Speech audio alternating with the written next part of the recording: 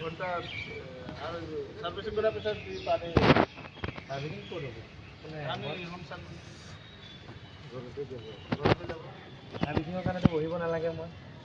নহয় বহিব নালাগে ঘণ্টা সাৰ্ভিসিং কৰিব পাৰে আজি আপোনাৰ 50 ঘণ্টাটো হৈ গ'ল